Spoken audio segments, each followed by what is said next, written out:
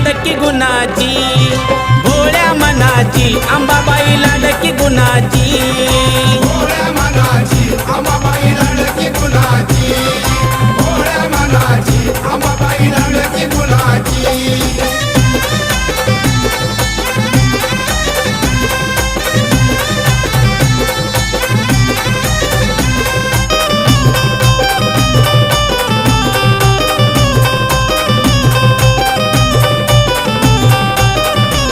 नवरात्रीच्या 9 माळी काही सांगू मी तिचा डौल, इच्छा मनाची पूर्ण करून देते तुळजाई उजवा कौल.